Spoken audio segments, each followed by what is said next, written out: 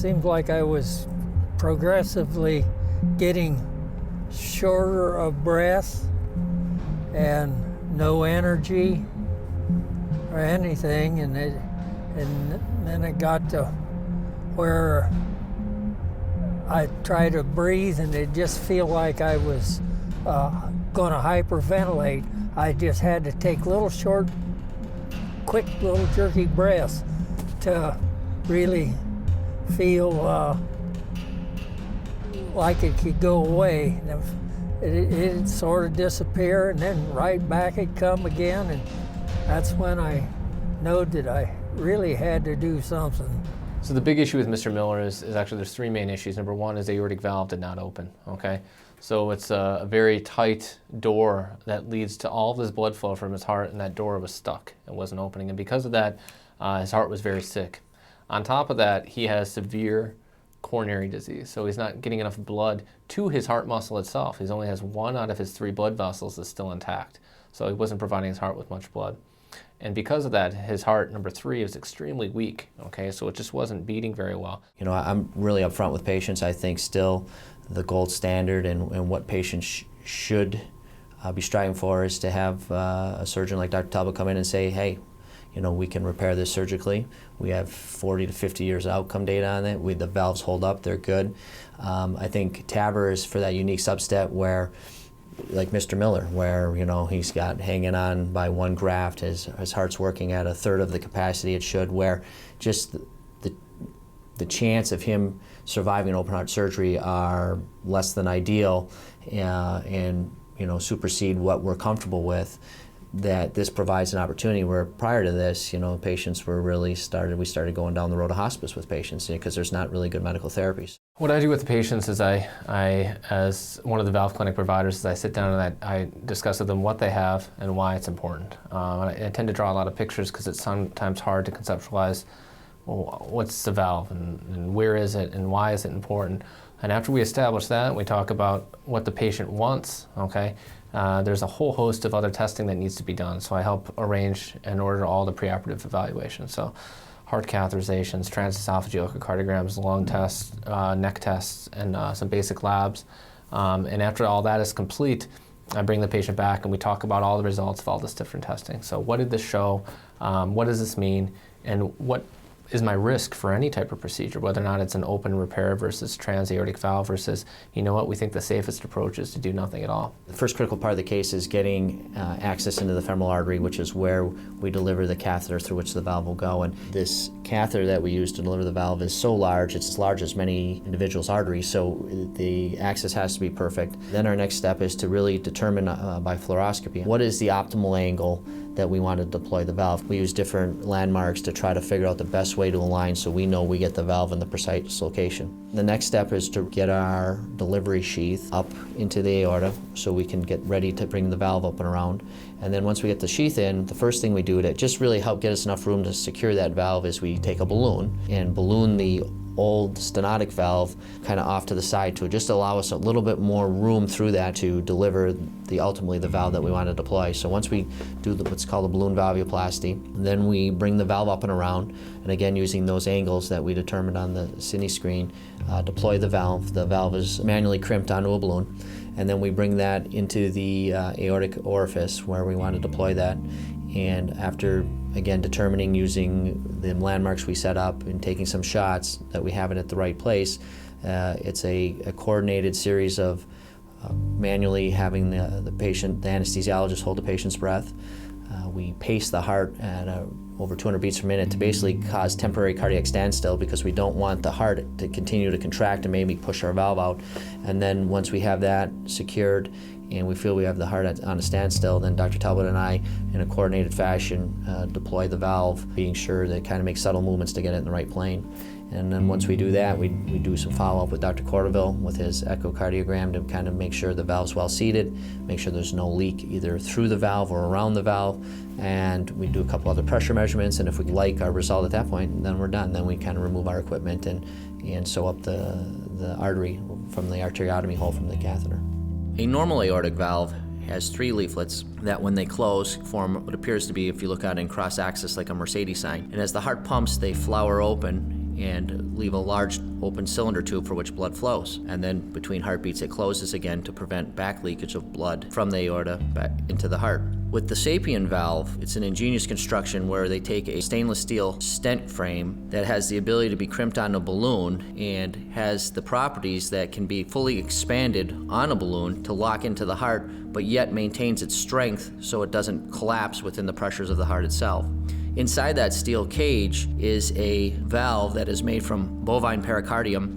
Bovine is another word for cow, and pericardium is the sac that the heart sits in the body. It's a protective lining, so that is stripped off of a cow's heart and then constructed into 3 leaflets. So that constructed valve is attached to a skirt, which is the white with the green line around it, and then that is hand sewn to that steel frame that allows us to be confident that the valve is attached and secure and will function normally once it's deployed. There's a certain cadence that comes when you're actually doing the valve deployment because you only have seconds to decide if it's in the right spot. Everyone on the team has to know their roles, and so it takes a lot of preparation. It takes going through the case ahead of time. It takes practice. It takes a lot of training. But when the valve actually gets deployed, it depends on everybody in the room rapidly coming to an agreement that the valve is in the right position. And ultimately, it's the person who's positioning the valve to make a decision using the best information they have on hand. So there's certainly a science involved, but then there's an art that comes with experience. And so gratefully, we've had a lot of experience putting this valve in, and we've gotten better and better over time. I wasn't too hot on it to start with at all, but then I got to thinking, you got your cardiologist you're putting trust in, and he suggested, he thought it'd be wise, so if you're going to have a cardiologist and you're going to listen to him, then you're going to do what he thinks would be best for you. He's one of Dr. Keenan's colleagues. So, okay? Yep. Okay. You ready? Ready. Okay. That's great. Nice smile. I think the team approach is critical, and I think that is one of the things that early on when we were kind of embracing the technology, we recognized that this wouldn't just be a procedure that an interventional cardiologist did or surgeons would do, that a multidisciplinary team approach, including cardiologists, both interventional and non-interventional.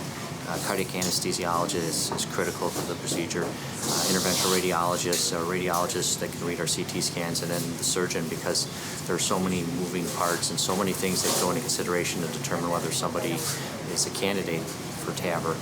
With all the different morbidity factors, when we calculate it all in, we can calculate out a number, but that number isn't complete usually.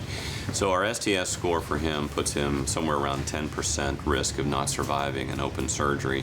And when you look at him, you go, he is just not going to do well with it. So this is really his best alternative. It is a last option for him because he's had 2 previous open heart surgeries, so it'd be very risky, if not impossible, to open his chest again safely.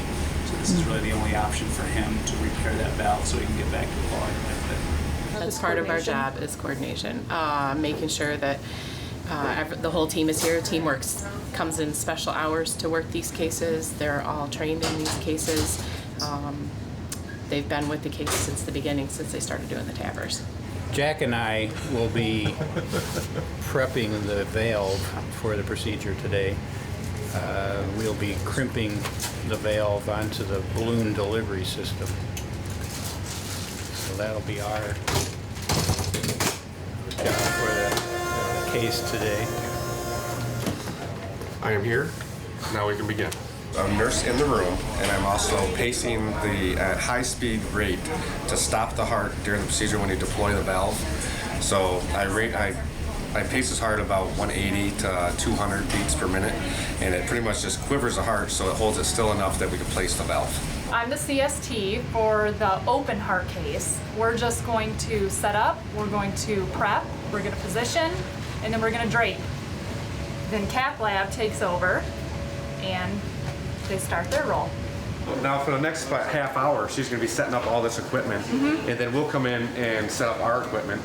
and then actually the valve, setting up the valve part of the equipment's on the back table. And all this happens together. I mean, everybody's Yep. got their own We're all roles going to be working do. at the same time.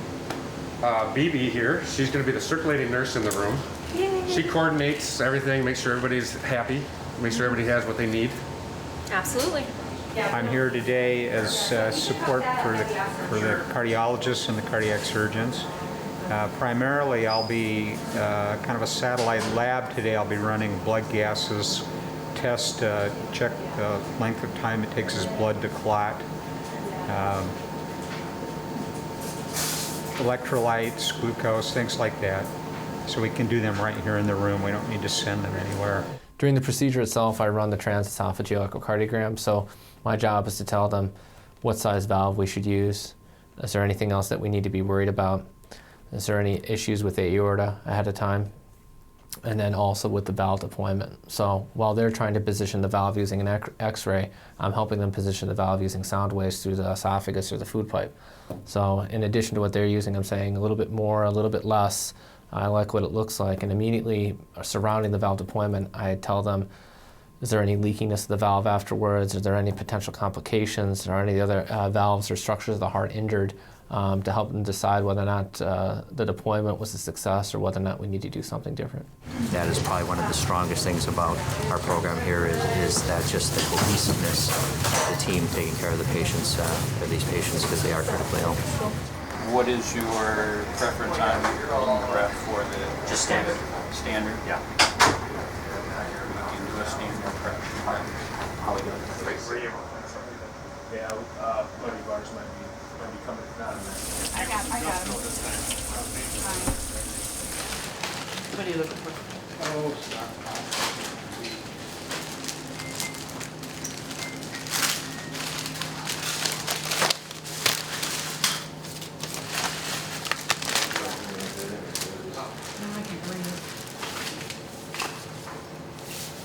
So he's setting up our transducers that we're going to throw off to the monitor system. Setting up the catheters and the sheaths that we use, wires and guiders. First, we're going to drape the patient after we prep. So I set up all that stuff. Then I have stuff for a femoral cut down. No. Okay, I'll get it. Or contrast. Okay. You find some visitate. So one of the key components of the TAVR, as you notice when you watch the case, is finding the correct orientation of the valve plane that allows us to align the valve perfectly, so it's placed in the optimal position. In a lot of what we're doing, we take painstaking care is to find, using our camera, the right angle where the cusps align. And you hear us talking a lot about RAO and LAO, and I think it would be helpful if we just did a brief demonstration showing you exactly what we're attempting to do and how this by moving the camera angle truly affects how things are viewed. And I think what you have to keep in mind is the heart's a three-dimensional object, and unfortunately our flat screens only show us in 2 dimensions, and so we have to get the valve positioned correctly in all 3 dimensions. And so what we have to do is rotate the camera to find the angle for us that allows us to best assess that valve will be placed correctly in all 3 dimensions. I think the best analogy I can use is if we took 3 different people who had never seen an elephant before and put one at the head of the elephant, one at the behind the elephant, and one alongside the elephant, and asked them to draw what an elephant looks like, they would all have 3 vastly different drawings of what an elephant looks like. And it's the same kind of concept here. We need to look at the heart in multiple angles, multiple views, to ultimately find the correct, to get the complete picture of what the heart looks like, what the valve looks like, and where to position the valve. Our base position for the camera is what we call anterior-posterior, and what all that alludes to is that the camera is directly above the table bed here where people are lying. As we move, which you'll hear us during the case talk about moving into RAO and LAO. RAO is taking the camera and moving it rightward, so you can see as the top of the intensifier of the camera, it moves right as I move the camera into an RAO position, and that's RAO 30 degrees there. So when you hear me saying RAO 30, that's just telling us the degrees rightward we move the camera. Conversely, we can also move the camera leftward. So as we go back to the neutral position here, so again, our camera is at 0, 0, so this is the anterior posterior. There's no rightward or leftward rotation on it. Now I can go leftward. The other dimension that we also work in is what's called cranial and caudal. In cranial, anything, if you think of your cranium or your head, anything that moves towards the head is cranial. So as you hear us talking about moving things cranial, the camera rotates towards the head. This is the patient's head up here, feet down here. In course, caudal is the opposite. That's as we move the camera towards the patient's feet. Okay, so to demonstrate how rotating the camera causes objects to move amongst themselves, we have a pair of scissors on the left hand of the screen and a tube, radio-opaque tube on the right. And what we're going to do here is we're going to start, and I'm going to keep the camera on, and I'm going to rotate this into RAO. So we're moving the camera rightward, and you can kind of see a couple of things. First, both objects shift to the right of the screen. And the more leftward object, which is the scissor, eventually, as we continue to come more rightward, becomes more superimposed on the right object, which is the tube, to the point where if I get all the way into complete RAO 90, they're superimposed on each other, where now the scissor is basically, looks like it's on its side over the tube. As we come out of RAO and back to the neutral position, you can see things move back to the center of the screen. The scissor and the tube are two distinct objects. The scissor doesn't look like it's on top, it's flat. And now we're back to the neutral position. If we go to LAO, the opposite occurs, where both objects move to the left of the screen, and eventually the tube becomes superimposed over the scissor. Continue to move it.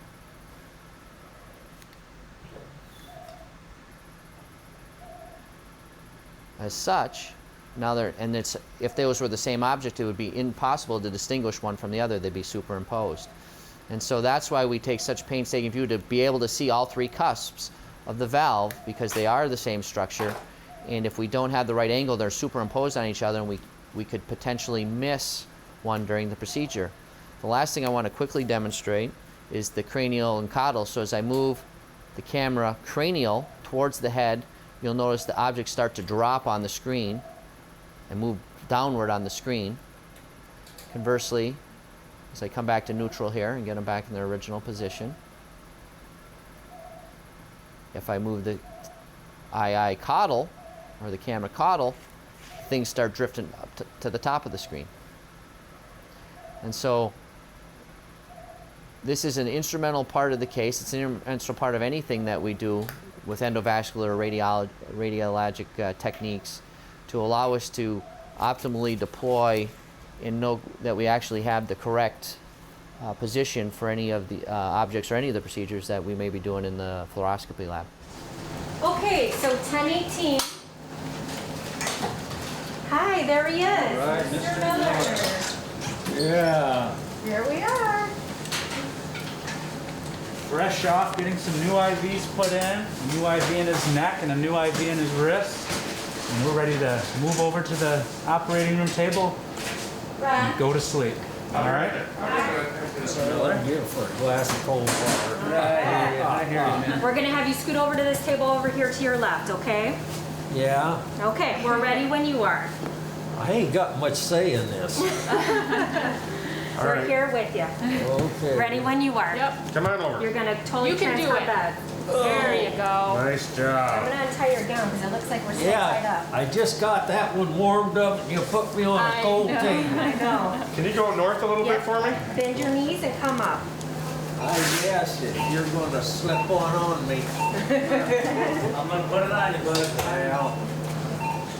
All right, Mr. Miller, keep taking those nice big breaths in and out. As you drift off to sleep, the smell on that mask is going to change a little bit. You're doing a great job and everything looks real good, okay? All right.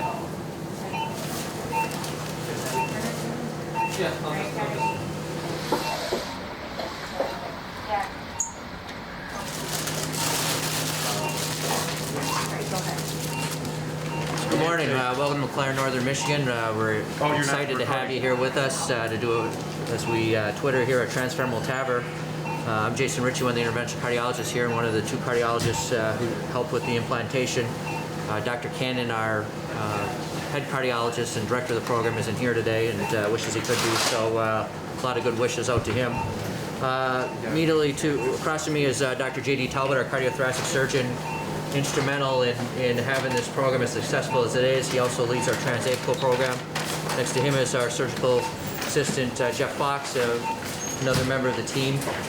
Back behind the screen here is Dan O'Donnell, cardiac anesthesiologist, who has been with us from the start. And then next to him is Dave Portable. Dave, very nice. Dave has been absolutely instrumental. He's director of our health valve clinic as well as our non-invasive echocardiographer. He does all our echoes during these cases and just does a bang-up job. Behind me is Ron, our nurse, who does all our pacing, and Aaron, whose back is to you right now, is our scrub tech.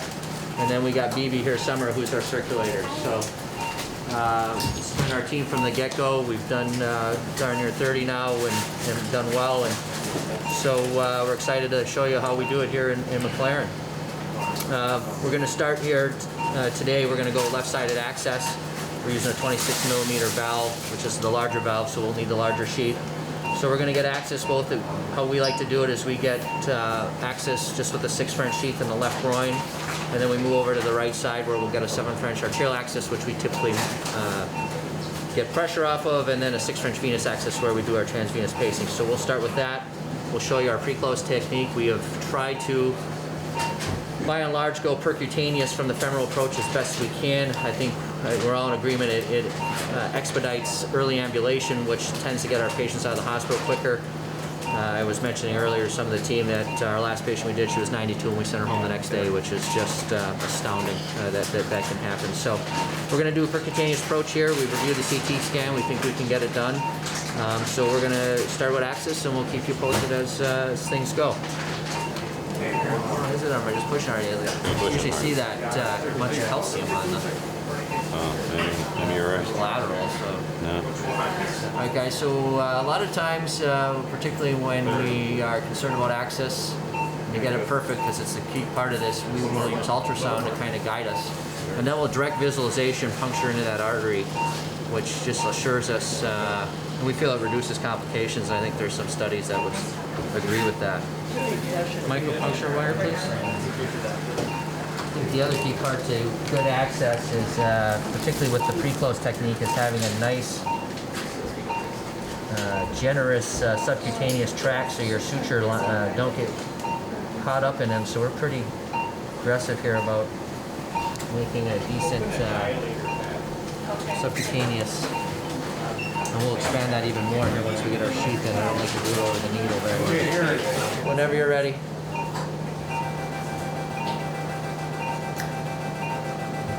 Good. So you can see there, this is what I was trying to avoid. We saw on the CAT scan, you can see just below my sheath, there's a little ulcerated plaque there. You see that? So it looks like we're using the ultrasound. We picked a nice soft spot and we got above it. So I'm happy with that. All right, so now we'll go over here and get venous and arterial access on the right side, and we'll get rolling here. The key to this procedure is for accurate placement is really we use rapid pacing to kind of cause the heart to be in a standstill position. We pace it so fast where it really doesn't beat, because what we fear is if we try to implant the valve while the heart's beating, that the forward output of blood will actually eject our valve and make it placement accurate. So this is a pacemaker we put in through the leg. It's temporary. We'll pull it out at the end of the case. It has we like to use a balloon tip here. It feels a little safer. So there's a little balloon on this, and we're going to float it up into the heart. We'll be able to see it up here on the monitor, and we'll do a pacing run here just to see. A balloon up, please. Balloon's up. So you can see this balloon as it's moving up here, and we're getting into the heart. Now, typically, we like to pace at 180. I think JD made an excellent point. This gentleman today's got a very low ejection fraction or heart function, and we're concerned that pacing at that higher rate will cause him, and he's got bad coronary disease, cause him to be ischemic. So we're going to start a little lower. We're going to start at 100, and we're going to kind of ramp up to 140 and see how it tolerates. What we're really looking for is the blood pressure to drop to less than 50.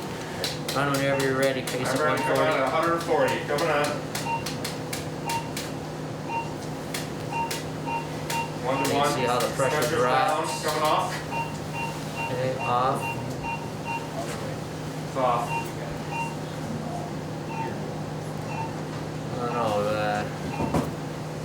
like that, JD, or should we go a little higher? Look like you're about 50, 60. Yeah. Somewhere there. Let's just see 160 really quick. I don't think it'll be anything more than that. So 160, you ready to come on? Yeah. Come on. I think as long as we get below 50. And 80. Correct. Yeah, that's even better. Yeah. Okay, off pacing. Come off. All right, so we're going to use a rate of 160 here when we rapid pace for both our aortic valvuloplasty and valve implantation. The challenge with these cases is we need large sheaths to put into the groin. They're big tubes, and we'll show that to you in a minute. They cause a lot of bleeding, and then controlling that once we're done. And we've gone to a percutaneous approach using what's a suture-based mechanism. This is called a ProGlide. This actually has a suture in it, and we're going to show you it actually deploys the suture or a stitch into the artery, but doesn't tie it until the end of the case we are. So we're going to actually put we're going to try to get away with 2 stitches. We're going to put those in beforehand here into our sheath. We're going to leave them untied, and then at the end of the case, when we're done, we'll pull our sheath out and tie them, and we'll run you through that. This is an ingenious little device, and basically what happens is there's a foot plate that we'll deploy when we pull this back, and it has a suture loop on it. And then what we'll do is we'll plunge 2 needles into cuffs on that foot plate, and they'll actually grab that suture and pull it back out through the body, so the knot will still stay on the artery, but we'll have the ends to tie outside the body. And we'll just set them aside to be done at the completion of the case. So we'll kind of show you how that goes right now. It's all done over a wire. A wire allows us to stay in the artery at all times so we don't damage the artery. And we typically try to use 2 of these in a crisscross fashion to really cinch the artery and close it at the end of the case. Yep. So first thing we got to do is get this out. So let me just get my wire up a little bit. I got pressure. You got it? Okay. I got pressure.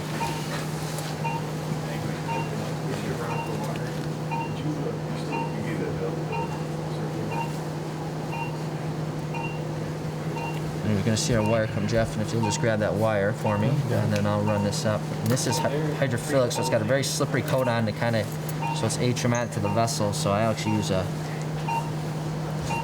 rag here to kind of hold on to it. And we're going to get in the artery. Okay, and go ahead and remove the wire now. So what we're going to do is we're going to advance this. Actually, let's do one thing here before we get in. I got a little ahead of myself. Can I have the scalpel and a hemostat? You want to just, I really want to get a good sub-Q. Yeah. Again, I was mentioning this earlier, I think the key to this is getting a nice subcutaneous track here. So any of our sutures, as we pull them through the skin, do not get hung up. And so we'll make a nice, maybe centimeter and a half transverse incision, and then blunt dissect out. That's good. That's great, JP. Get some of that, yeah, and just kind of free all that up. You can see Dr. Talbot doing here. I'm going to get my camera there so you can see. And then we usually just put a steri strip or something on this at the end. Dr. Talbot made a nice track for us, so this should glide right in, which it does. And then when we know we're in the artery, we can actually see blood coming out of this port, and that tells us we have this in the artery. So at that point, we deploy the foot plate, pull this back. There we go, until we have cessation of flow. That means we're on the wall, at which point we're going to deploy up here our needles. We're going to catch the cuff and actually pull. This works well. You can see our suture here, this blue suture, back through the body. We'll cut it around our little scissor here. Good. We'll loosen up the foot plate and allow us to get back out of the artery.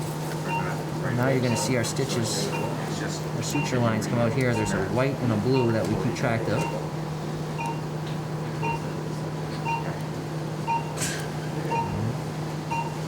And so we're going to snip, just kind of clip those and put them off the side. So can we keep track that this one was first? I don't know. What are we using to distinguish this, Aaron? It's cryo. It's cryo. We'll use mosquito over the next one. Okay. So now we got to get our wire back in. There's a little port here. I'll put see the little white arrow kind of telling Jeff where to get that wire in. Slippery. Yeah, it's. I'm going to tell him she's just a break. And we'll exchange this out and we'll put a second stitch in. Same way as first, we'll just crisscross them, and I didn't show that very well on this time, but we'll take the time. Covered. Hope they're good? Okay, so we're just going to back this out. access I can. Too much wire access. Next door. And ask him. Good. You got a TB? You got it? Yep, so take the second pro glide there, and we'll advance this to the point till we get it down to our, let's just turn it this way, to our wire. Good, go ahead and remove our wire, please. And we'll put it in until we see backflow into the artery, which we do there, all right? And so I'm gonna actually go this way this time, from 10 o'clock to crisscross, so when first one was more deployed this way, deploy it this way. Yes.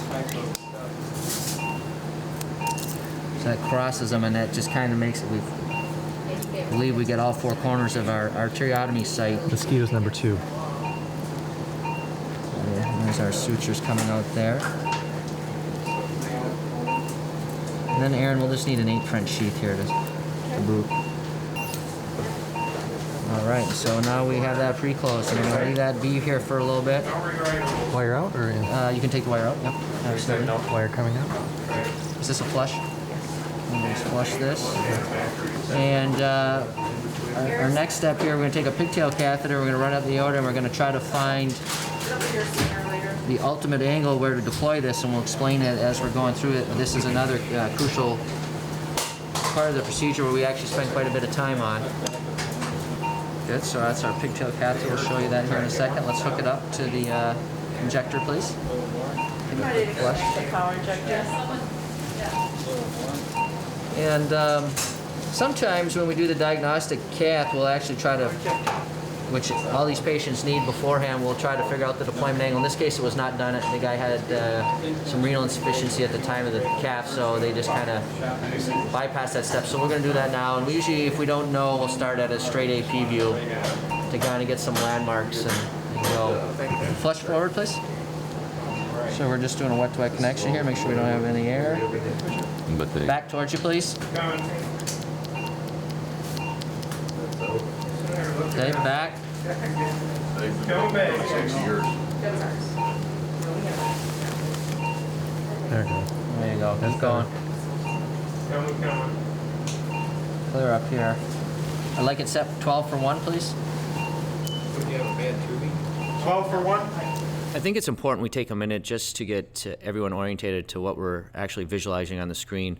There's a lot of structures on the screen, some of them important for the case, some of the things from prior interventions and operations that Mr. Miller had. If we look at the upper right-hand corner of the screen, the box with a lot of gadgets is a pacemaker that Mr. Miller's had placed previously. In conjunction with the pacemaker, there are 2 separate leads. They're identified by the black, thick prongs that you can see both at about 5 o'clock on the screen and 9 o'clock.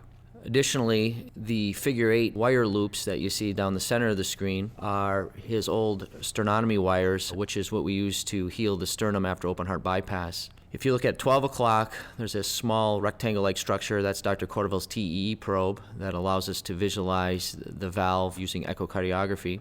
Furthermore, just below that, there is a snake-like catheter that is weaving back and forth. That is a pressure catheter that our anesthesiologist used to help monitor Mr. Miller during the case and help adjust medications as necessary. Around 6 o'clock on your screen, coming up from the bottom, there is a catheter that loops and then dips down. That is the pacemaker that we have put in just for the case that allows us to rapid pace, as we described previously, to cause the heart to be at a standstill for accurate placement of the valve. The final structure is a little circle catheter where actually you can see dye being injected through, and that's our pigtail catheter that you'll hear us reference throughout the case. And really that catheter allows us, with adjustments in the C-arm, to find the optimal angle to place the valve in. And that is the catheter that we will be adjusting throughout the case to assure that we land the valve exactly where it needs to be. Inject, please. Good. So I think we're in the right, and I think the right is to rightward. Yeah.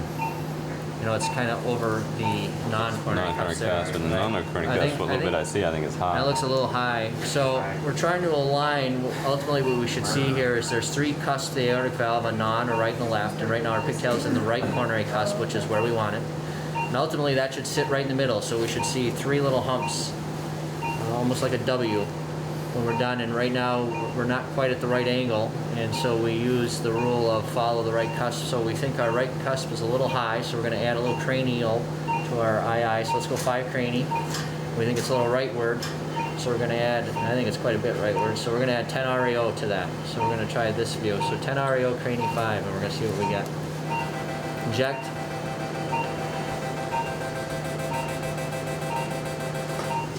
Oh, so it's higher. I agree. So now what do you think, JD? Well, I think that we got it superimposed there. Yeah, Your left's we're low, way your down here. lower. We've got one there, and then we have that. It fills at the very end over here. So it's still saying. So you still think it's too rightward. You can see more of the non-coronary. Can you show us the previous image? Like before, they were too superimposed. So I think we're moving in the right direction. Right. See right there, they're on top of each other. Let's go REO 30. Keep it at crani 5. Yeah, we'll keep the cranial 5 because we did 2. We were getting further with the. His heart may just be very well rotated. It is, I'm sure. Jack.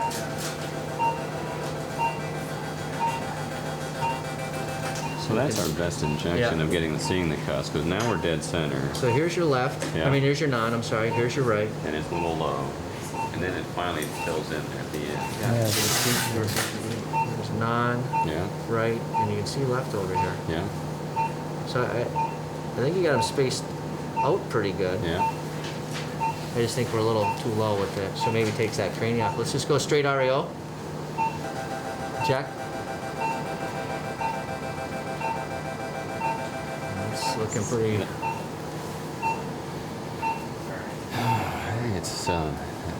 It's almost like you don't have quite enough dye each time. Well, we can do a little bigger injection. It's this one that never lights up very well. You know, it's your left that doesn't light up. Okay, go ahead and refill it. Might be again just a hair low there. We could go 5 caudal. That's kind of where he's not bad. So refilled injector, we'll set it for 15, and we'll do REO 30 caudal 5. I think we're getting close. Inject. That's better. You can see there. You freeze that. That's pretty close, guys. It's pretty close. Our pigtail's still a little lower, on that than the left. There's the first time we've really seen that left one kind of light up. We can go another 5 caudal, I mean. Caudal 10. Inject, please.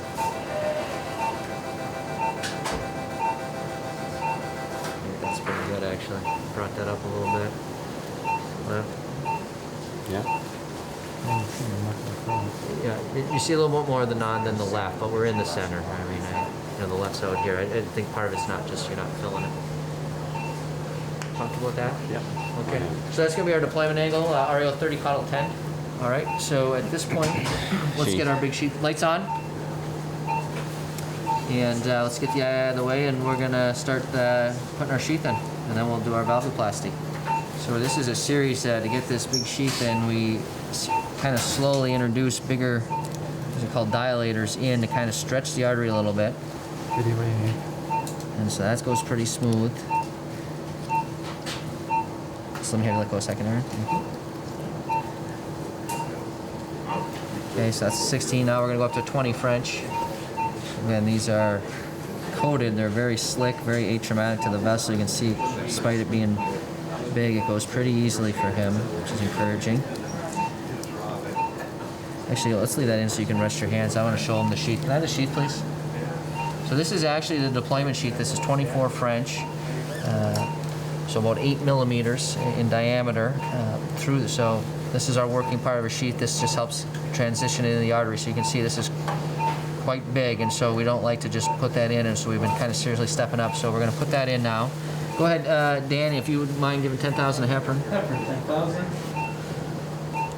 And heparin is a blood thinner that helps keep from clots forming on our sheaths. So we use that. Let's get that in.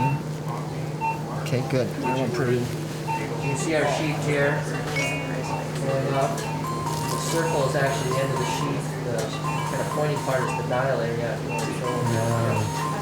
So that's our sheath there. That's going halfway up the aorta. That's about to his ribs.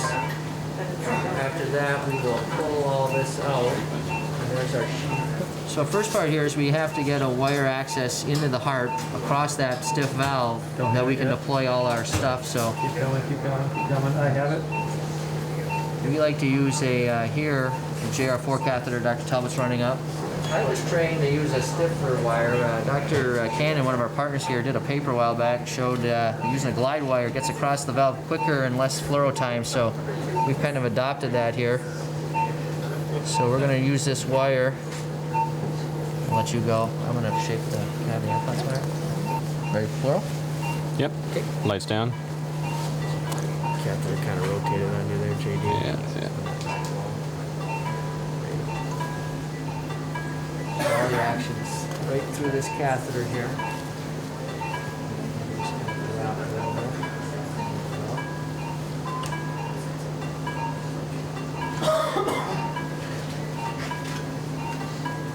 There it is.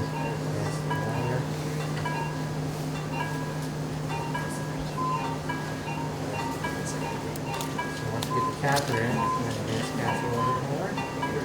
good. Nice job. So we'll put a stiffer wire in. Lights on, please. So we'll show here, we make a nice little loop on it to make it atraumatic to the ventricle. Dr. Ritchie, is it okay to open the valve? It is, yeah. So we're going to put this wire. So stiffer wire for us allows us to deliver our valve and balloon. Looks pretty good. That's nice tucked into the apex. A little bit of ectopy there. We'll deal with that. We're going to back our catheter out now. Leave the wire in. Aaron, would you mind taking this for me?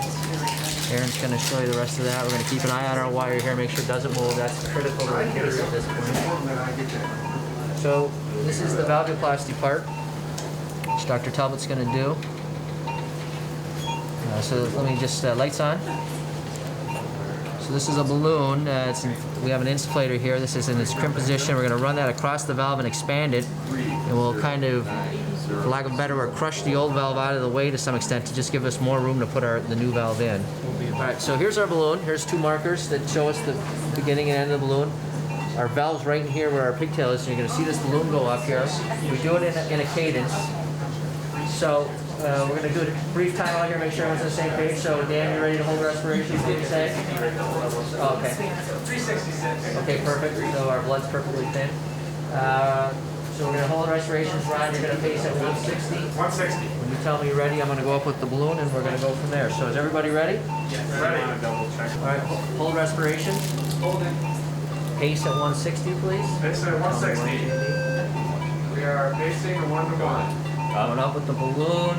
Good inflation. 1, 2, 3. Down. Pacing off. Pacing off. Balloon out. Okay. Pacing off. Can we store that? Store flow there? Can we capture that, please? So that was a good valvuloplasty today. We got the balloon fully inflated. We'll see it back live here in a second on the camera. So there's our balloon up. We count it for a good count of 3, and then we bring it down, get it out of the way, give him back, get the pacemaker off. Just has the heart standstill, and I think we're good. He tolerated that pretty well. How do I see the valve flapping now? Mm-hmm. The leaflets.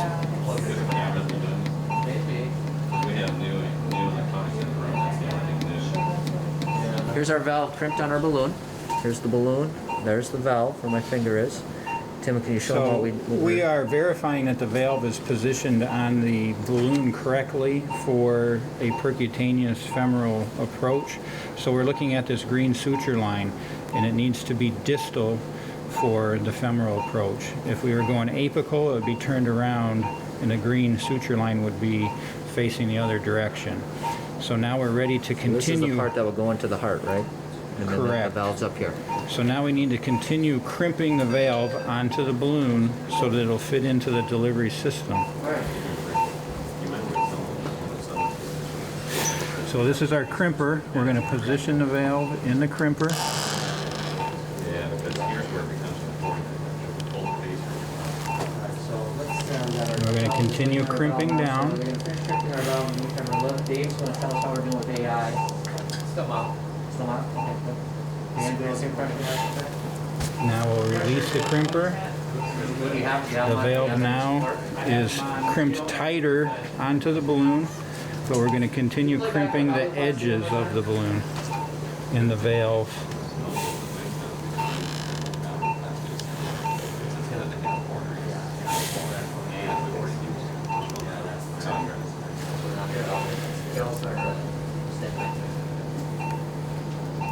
And it fits. And we're seated properly. I think we're good. Alright, so let me just show them here. This is our delivery catheter. This is how we get the valve up to the aorta. So the valve is on here. Here's the valve. This is a little mechanism that just helps us not damage the valve as we put it through the sheath here, and we'll get that out of the way. And then we'll bring this up and around. I'll show you this little dial here that helps us steer it. So the first thing is we're going to load this up on the wire here. Everything's always done over a wire. It kind of works as a rail for us. And we'll get this going.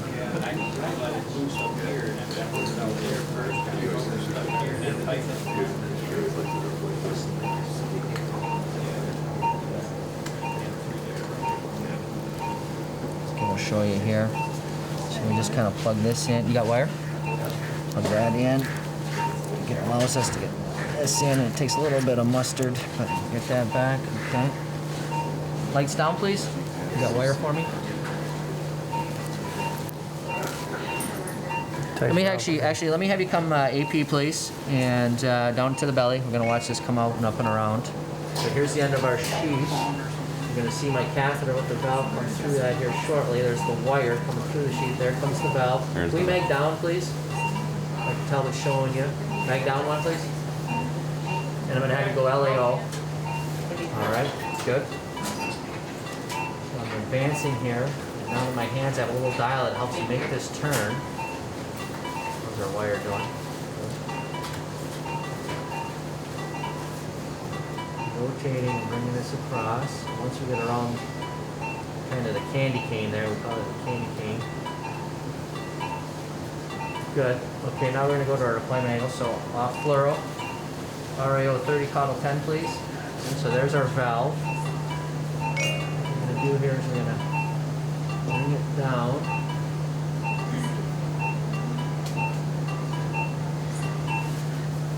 There, up through. So let's get our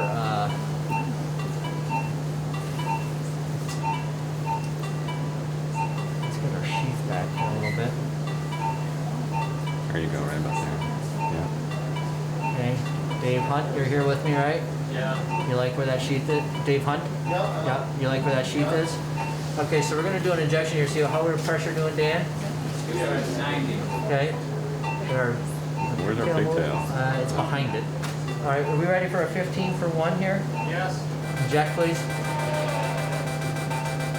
Okay, hair aortic, huh, guys? Your hair high, yeah. David, what do you think? On the echo. Okay. Another 15 ready to go, please. I think it went in a little bit there. Did it? Okay. Let's try that. Okay, Dave, how does it look? So here's the edge of the valve right here. You see that little line? And the edge of the leaflet a little bit back here. So you're a little hair aortic. Still aortic? Yeah, a little bit. Just a hair. Our pressure's 75 right now. Let me bring it back. Go ahead. Yeah, you're in the form there. We're in the edge. Kind of bouncing on it. That's fine.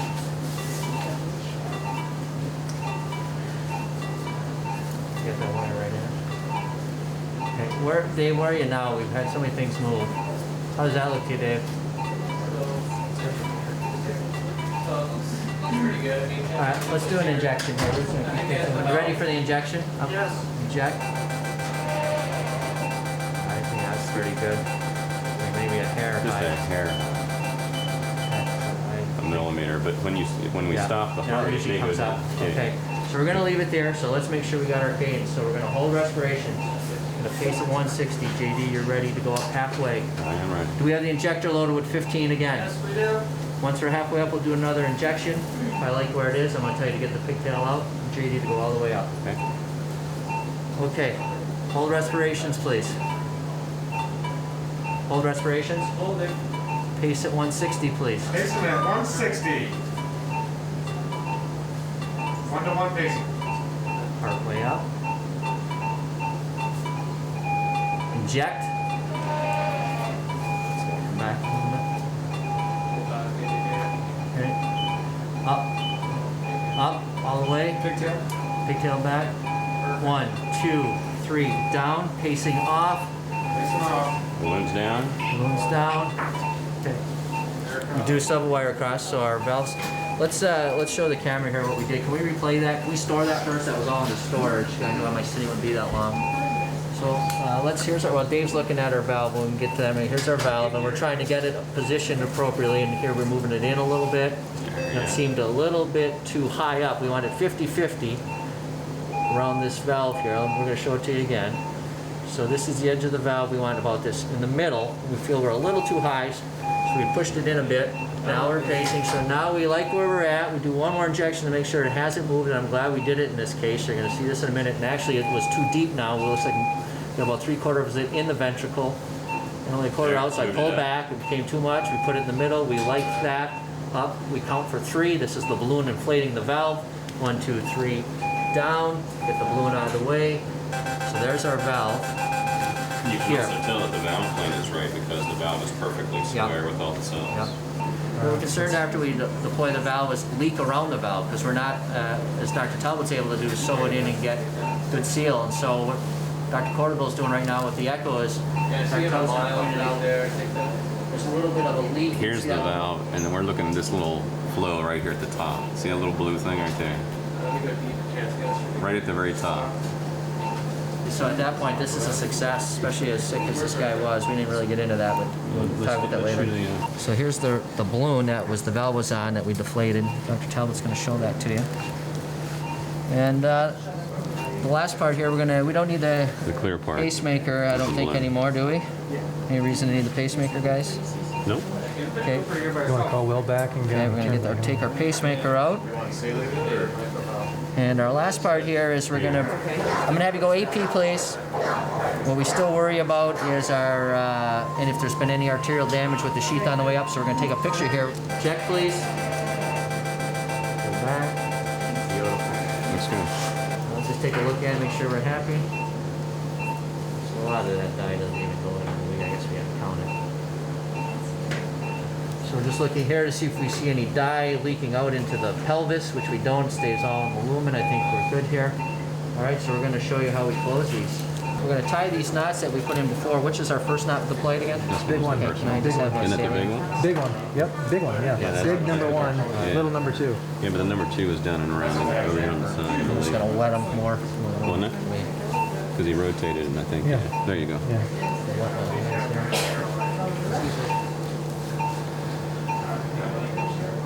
A lot of times we get protamine. I'm probably being overzealous here. Sometimes we don't like to give protamine. That it can cause a reaction. So these are our 2 here. Yep. All right. So let's put just something on this. Get that out of the way. Okay. So what we're going to need here, where's Aaron? We're going to need someone to pull the sheath out and someone with fantastic pressure here. 1 second here. I'm going to need the pusher. So we're going to tie these knots. No, I didn't talk. Wire stays in, Aaron. Yep. You got the wire, Aaron? Okay, whenever you're ready, Aaron. So I'm going to pull the sheath out, and you can see quite a bit of blood. It's good though. So just pull pressure. So I'm just cinching this knot down on this wire to time being to just try to get hemostasis. Good. Let me give you this one. Just keep it out of our way. You got the knot right there. See the knot.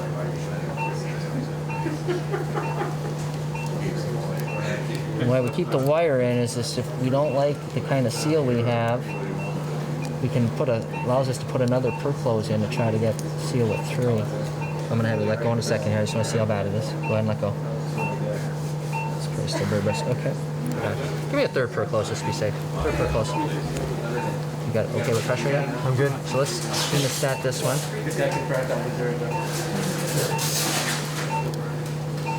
Amazing. Okay, so we're gonna need the wire. We're gonna need the wire out.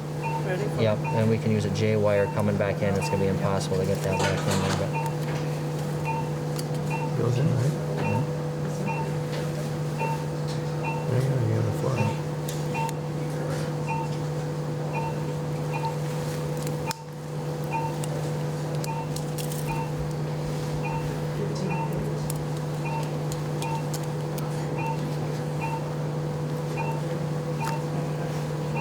So I'm gonna need you to dabble a little bit there so we can see the hole. It's working. I'm gonna let up. Yeah, let's see. Go ahead, just let up. Don't push. Let's do this. Give me one more. Another cryo, please. Something here, I got this. Okay. Now, is this the fourth pro guy? It's bleeding a little bit here. We may have to bite the bullet. Oh, we're not reversed yet either, though. That's the other thing. What's that? There's no reversal yet. Yeah. So We're gonna definitely need a fem stop, guys. I have the wire. I'm gonna put our last one didn't. Got caught. I never saw that before. It's got caught on the deployment mechanism. Okay, wire out, please. Is that coming out? Okay, let's get that in. Oh no, you want to put the rewire it again? Yep.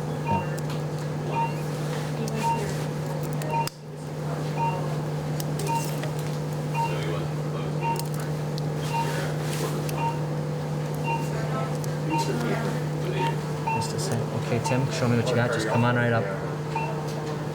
That's good. That's better. Good. Yeah, we're good. That's 100% better. Okay, so we're gonna. What's number one again? I'm sorry. One's over here. Okay, so let me just get my hands wet. We're gonna get that wire out here in a second. We're gonna cinch these down.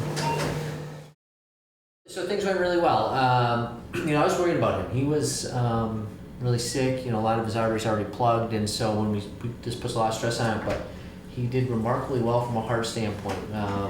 Really didn't have any hiccups as far as any issues with his heart. The valve went in well. We're really happy with the placement. One of the things we worry about after we place the valve, because this is in surgery, so we can't sew the valve in, so we don't get as tight of a seal as we don't get consistently as tight of a seal as we can expect with a surgical valve. So sometimes we'll get some leaking around the valve, and we're willing to tolerate mild leaking. And that it's when it gets moderate and severe that we get concerned, because his valve was stiff, but having a leaky valve doesn't work well either. So the valve has very minimal leak around it, something that we're not unexpected, something actually that we're thrilled with, that kind of degree. So that won't be an issue. I think the only issue that came up unexpectedly was, and I told you we were going to try to do this without surgery, as far as cutting on his groin. And so we were able to put the catheters up okay, and then we put some stitches in before, and then we go to cinch them, and really that artery has some plaque in it, and the artery just couldn't hold the stitches, and they came right through. So we actually had to make a small incision in the leg, and physically, actually, we put a little patch over the artery and close the hole with a patch, because the artery just didn't have any integrity to kind of be able to be stitched together. As we do it, it would just kind of crumble. So that's the only thing. So he is going to have a little incision on his left groin, probably about this big around. He did lose a little bit of blood. We'll have to keep an eye on it. He may require a unit or two of blood transfusion. We'll see. But by and large, his pressures are good. One of the things that was most encouraging to me is we measure how much blood flow comes out of the heart before the case and after. Usually right after we'll see a little bit of improvement, but it usually takes a little while. And some of the measurements we're getting on echo, there's threefold more blood coming out of his heart at the end of the case than before. And some of his heart, the function of his heart, we've also told you his heart's weak. In addition to the valve, it looked like it was starting to pick up because it just wasn't beating it. It's just gotten tired beating against a valve that won't open. So as soon as you give it a valve that open, it's kind of reinvigorated. So we're starting to see some improved squeeze in his heart. So I'm optimistic he's going to feel a heck of a lot better. So after all this is done, what kind of shape is his heart in, really? Well, I think we won't know. I think that will take time. I think his heart's in better shape now than it's probably been in 15 years. Where we talk right now. He's just because he's got a new valve. His heart was beating. It's kind of like the best analogy I can do is if I put a 5-pound dumbbell in your arm and made you just keep flexing it, you could do it for a while, but eventually your arm would get tired. And we finally taken that dumbbell out of your arm for the first time in 10 years. That valve has just been there every day, and his heart's been beating on it, and it's weakening his heart. So, by no means is his heart normal. He's still got advanced coronary disease. He's been through 2 open heart bypasses.